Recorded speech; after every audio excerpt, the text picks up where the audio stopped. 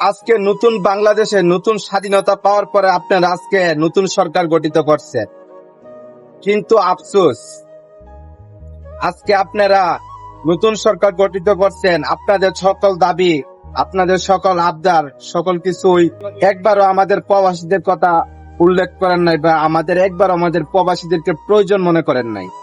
আমরা প্রবাসীরা কি আপনাদের পাশে ছিলাম না? আমাদের 100% প্রবাসীদের মধ্যে 99% প্রবাসী আপনাদের জন্য। আপনারা কিভাবে দেশ স্বাধীন করবেন, আমাদেরকে কোন কাজে দরকার, হয়তো আপনাদের পাশে হাতে হাত রেখে আমরা থাকতে পারি নাই, বা আপনাদের পাশে রাখি নিয়ে আমরা দাঁড়াইতে পারি নাই, কিন্তু দেশ স্বাধীনের জন্য আমরা 99% প্রবাসী রিমিটেন্স বন্ধ করে দিচ্ছি, যেহেতু আমাদের দেশটা শান্তি হয়, আমাদের দেশে সবাই 18 কোটি মানুষ স্বাধীনতা লাভ করতে পারে। কিন্তু আজকে আফসোস, একটা কথাই দুঃখের সাথে বলতে হয়, আজকে আপনারা আমাদেরকে প্রয়োজনে ব্যবহার করছেন, কিন্তু প্রিয়জন বানান নাই।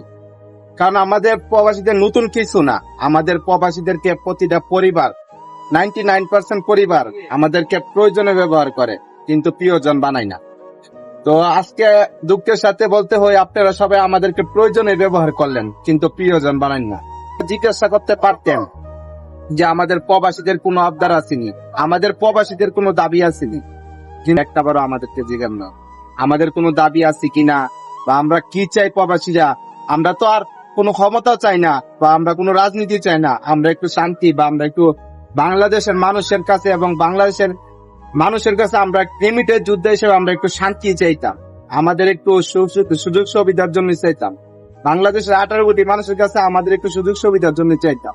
কিন্তু আজকে দুঃখের সাথে বলতে হয়, আমি কোনো রাজনীতিবিদ না, বা কোনো আওয়ামী লীগ, কোনো বিএনপি না, আমি একজন সাধারণ মানুষ, এবং বাংলাদেশের 18 কোটি মানুষের মধ্যে আমি একজন মানুষ। আজকে আমরা 2000 প্রবাসীর মধ্যে আপনি একটাবার আপনারা জিজ্ঞাসা করলেন না যে প্রবাসীরা কি চায় বা প্রবাসীদের দাবি কি। তো আপনাদের কাছে একটা কথাই বলতে চাই, আমার ভিডিওটা যদি আপনাদের কাছে যে পৌঁছাই, তো একটা কথা বলতে চাই, আমাদের দ্বারা যদি বাংলাদেশের কোনো উপকার হয়ে থাকে, বা আপনাদের এই স্বাধীনতার পিছনে যদি আমাদের একটু অবদান থেকে থাকে, তো আমাদেরকে একটু স্মরণ করবেন। আমাদের 2 কোটি মানুষের ভিতরে যদি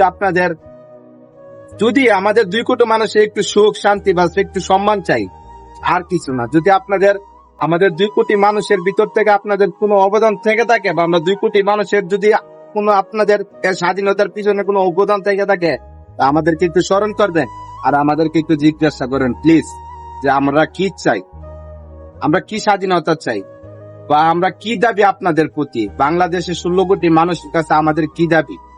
এতটুকু অনুরোধ রইল আপনাদের কাছে আমার প্রবাসী থেকে। তো সবাই ভালো থাকবেন, আল্লাহ হাফেজ।